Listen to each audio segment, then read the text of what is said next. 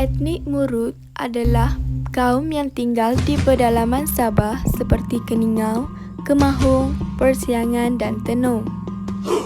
Etnik ini juga berasal daripada pinggir sungai dan tanah tinggi pedalaman Sabah. Oleh disebabkan faktor geografi kedudukan mereka, maka mereka menggunakan dialek yang berbeza-beza dengan kita. Etnik Murut dibahagi kepada beberapa bahagian kecil iaitu Murut Tidung, Murut Tirung, Murut Tagal, Murut Tahul, Murut Timugon dan lain-lain lagi. Masyarakat ini tinggal di rumah panjang dan di rumah panjang tersebut mempunyai antara 10 hingga 20 ahli keluarga. Kegiatan yang dilakukan oleh etnik Murut adalah membuat perahu dan mencari hasil hutan. Etnik Murut juga menyambut beberapa perayaan, antaranya menyambut hari lahir, hari raya, hari Krismas, tahun baru dan lain-lain lagi.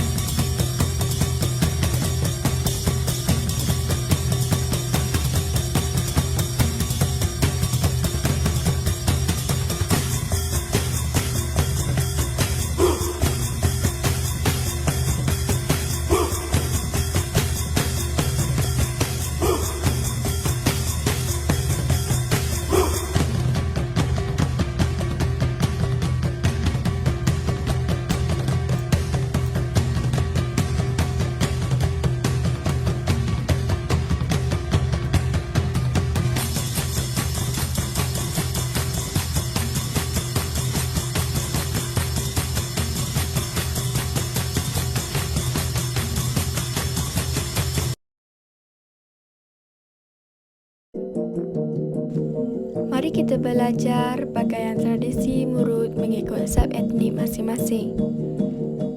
Yang pertama adalah Murut Timugon. Yang kedua, Murut Tenggala.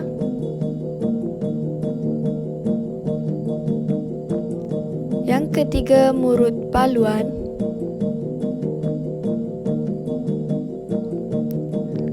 Yang keempat, Murut Serudung.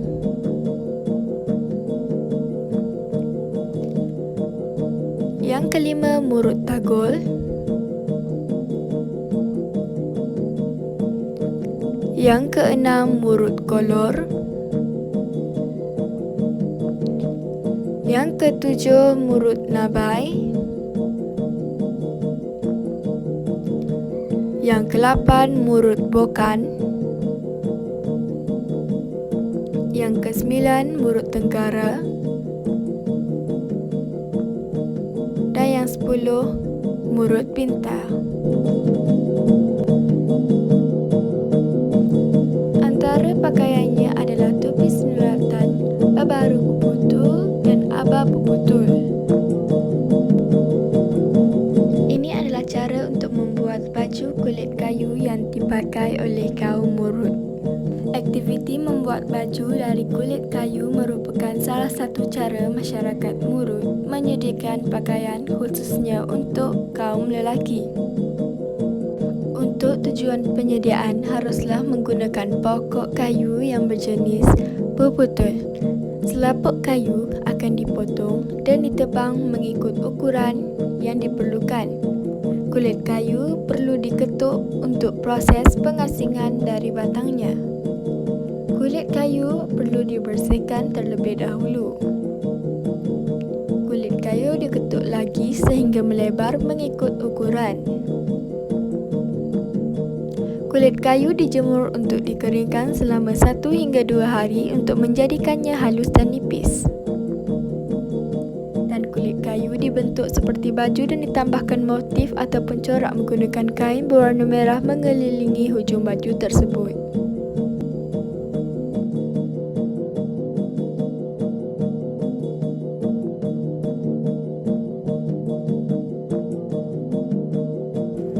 Topi yang dipakai oleh kaum lelaki di dalam video ini adalah topi yang diperbuat daripada bulu haiwan.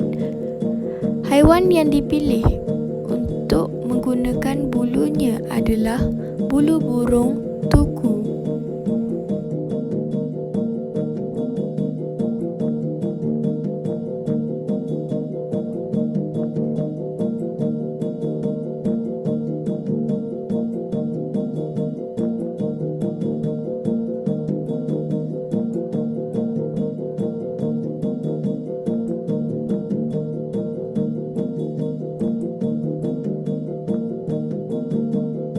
Topi sinulatan merupakan topi yang dipakai bersama semasa memakai pakaian tradisi.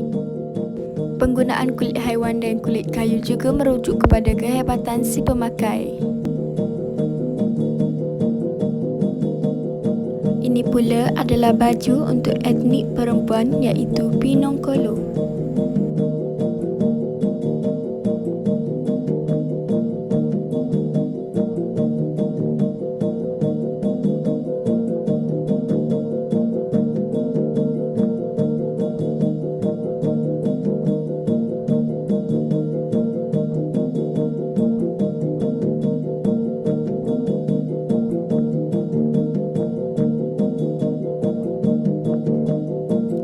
Pinongkolo adalah pakaian tradisi bagi wanita yang terdiri daripada baju dan gaun yang panjang berwarna hitam dan dihiasi dengan manik-manik.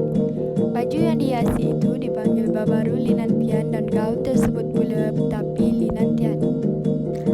Pipirot pula adalah tali pinggang yang berbentuk shilling perak iaitu pipirot lingit dihiasi dengan pelbagai manik-manik yang terkenal seperti aki-aki, nampalur, kotus, bungkas, akik dan olot. Salupai pula adalah hiasan kepala yang dihiasi dengan manik-manik. Bagi sinikot adalah 3 set pin rambut yang dihiasi dengan sinikot tataun di bahagian tengah dan 2 sinikot surai di kedua-dua bahagian sanggul. Sinikot tataun mempunyai tali yang panjang dan dihiasi dengan manik-manik. Seterusnya adalah rarangkul. Rarangkul adalah rantai yang terdiri daripada beberapa jenis manik seperti bungkas, kotus, akik, pengungupu, bulul, olot dan sebagainya. Akhir sekali adalah holong. Holong adalah beberapa pasang gelang yang diperbuat daripada kulit kerang yang besar dipanggil holong sulo. Tanpa hiasan-hiasan ini, etnik ini akan nampak kurang menarik.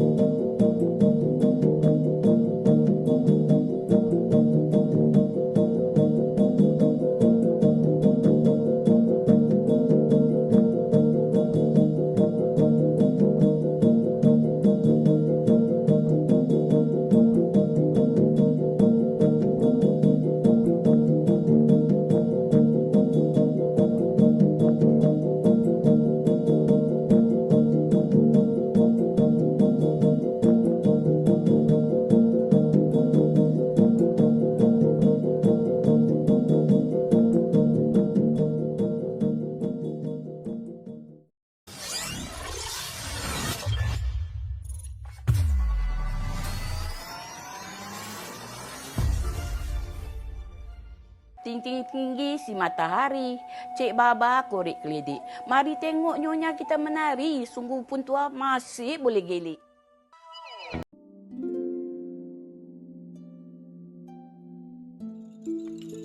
Asal-usul dan tradisi Baba Nyonya. Baba dan Nyonya adalah segolongan keturunan kaum Cina yang dikenali sebagai kaum peranakan. Kebanyakan mereka terdapat di negeri-negeri Selat Tanah Melayu, khususnya di Melaka. Masyarakat ini dikatakan telah wujud sejak 600 tahun ketika zaman kegemilangan Kesultanan Melayu Melaka dan kemudiannya berkahwin dengan masyarakat Melayu. Mereka menggelarkan diri mereka sebagai Baba atau peranakan kerana kebudayaan mereka yang berasal dari warisan Cina dan mempunyai pengaruh kebudayaan Melayu.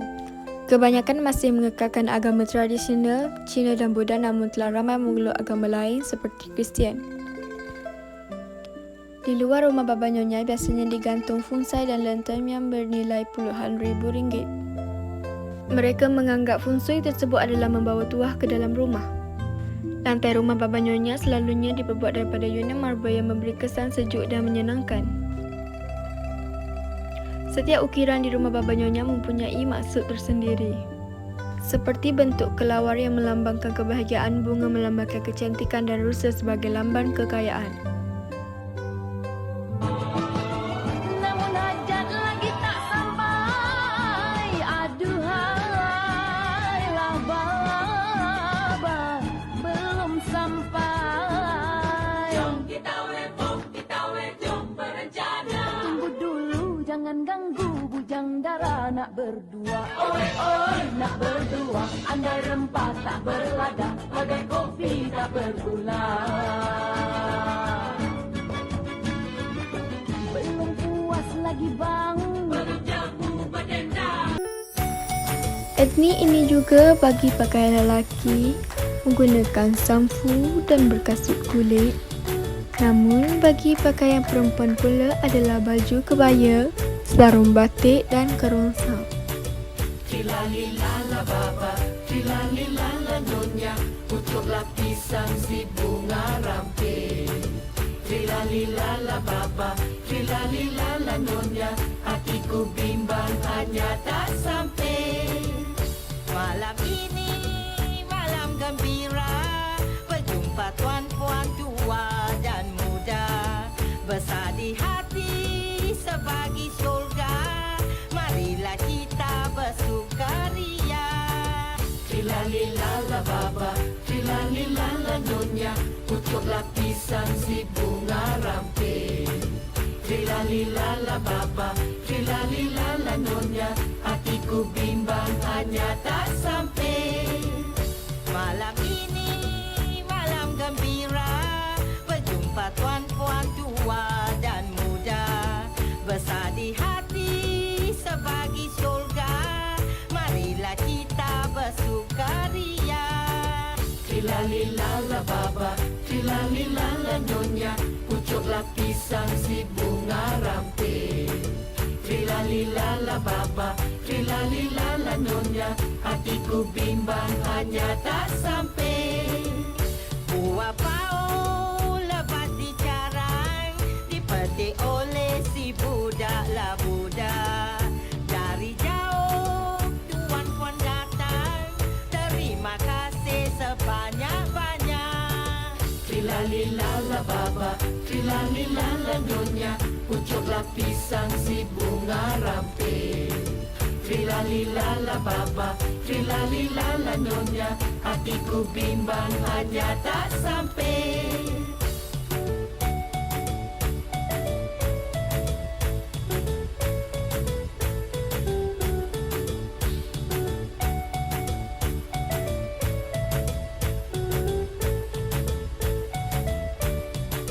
Trilalilala baba, trilalilala nyonya, pucuk lapisan si bunga ramping.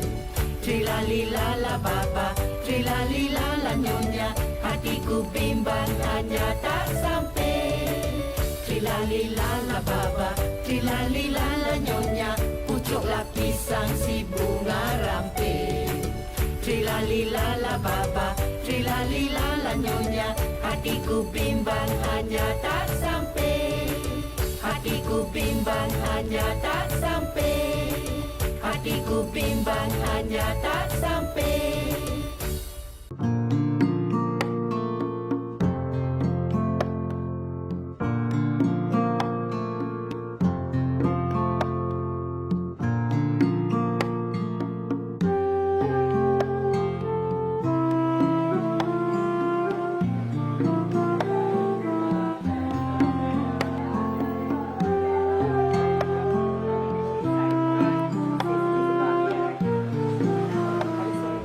Kebaya Nyonya ni, orang kata kebaya ni dah start daripada 1920. 1920 tak ingat saya, atau 1930 yang dipakai oleh orang Melayu lah, atau orang daripada Singapura, Southern Thailand. Diorang pembawakan daripada sana ke Malaysia lah. Kalau untuk kebaya Nyonya ni, most pada baba Nyonya. Kaum Ceti pun ada pakai juga. Sekarang kalau kita tengok zaman moden pun, Melayu pun pakai juga.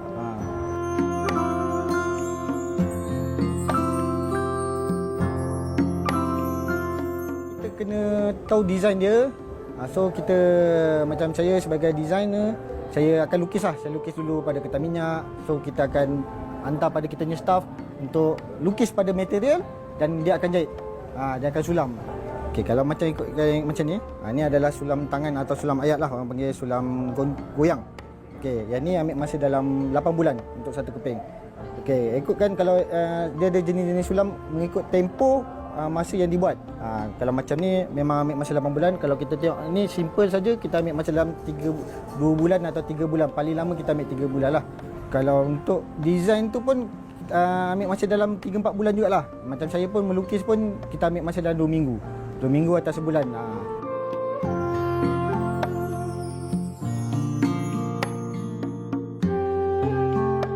Satu-satu kebaya tu mahal disebabkan dia satu daripada seni, lagi satu daripada combination colour, satu lagi dia punya material, lagi satu dia punya sulam dia.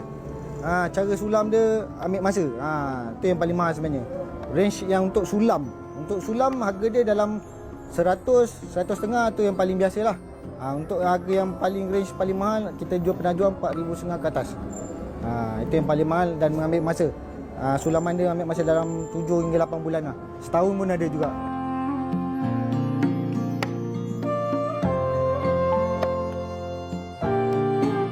Saya sebagai designer untuk kebaya ni, saya pegang pada warisan dengan tradisi baba Nyonya sebenarnya.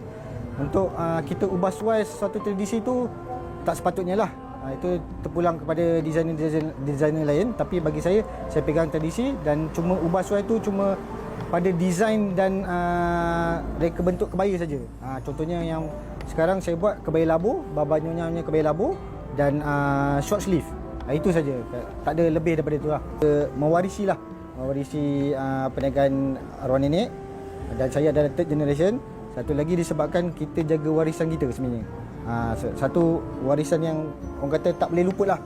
Kita jaga tradisi kita untuk masa akan datang, untuk zaman-zaman yang akan datang lah, untuk remaja-remaja.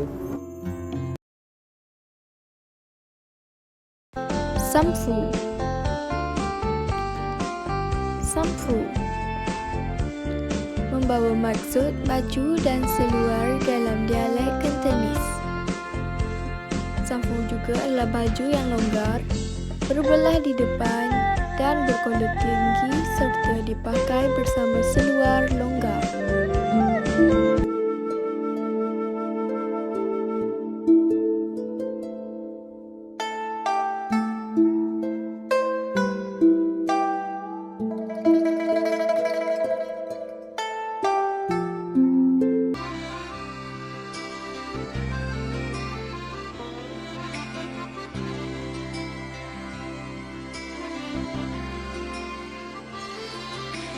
Bersepahama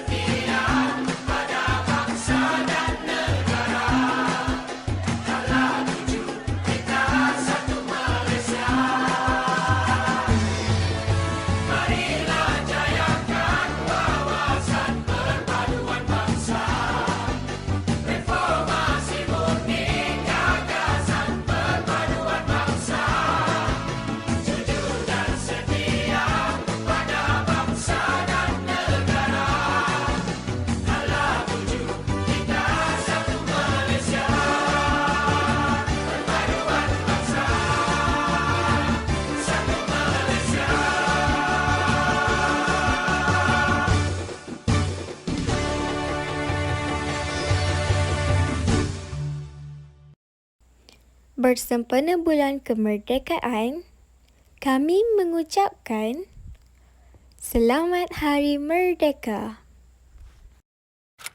Kesempurnaan. Itu yang semua mahukan. Sempurna itu dirasa saat hadirnya bahagia.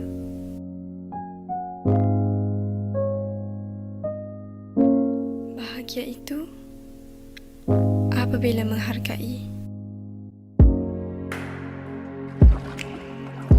bukan untuk dicari, namun dicipta.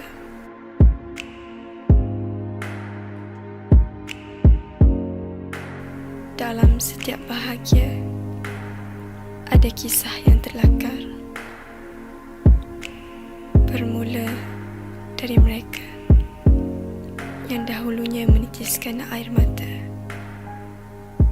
Mereka yang dahulunya berusaha demi satu kemerdekaan.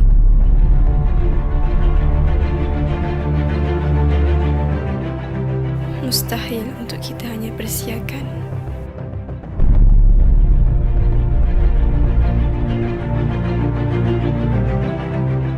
Tertawalah dengan sejuta syukur atas apa yang dikecapi hari ini.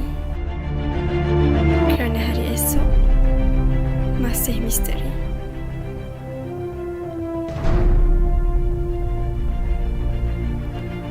Malaysia, bangkitlah, kuatkanlah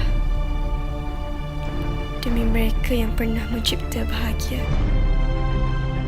Kerana bahagia itu berharga.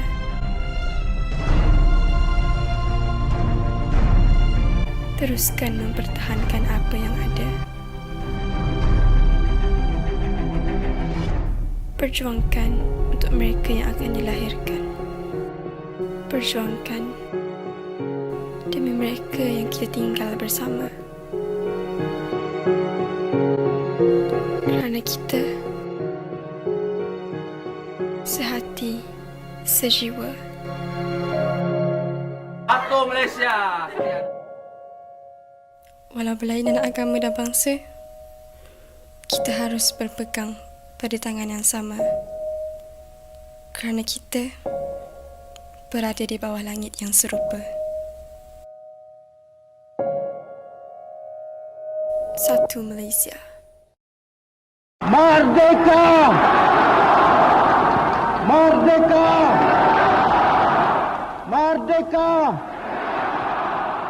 Merdeka!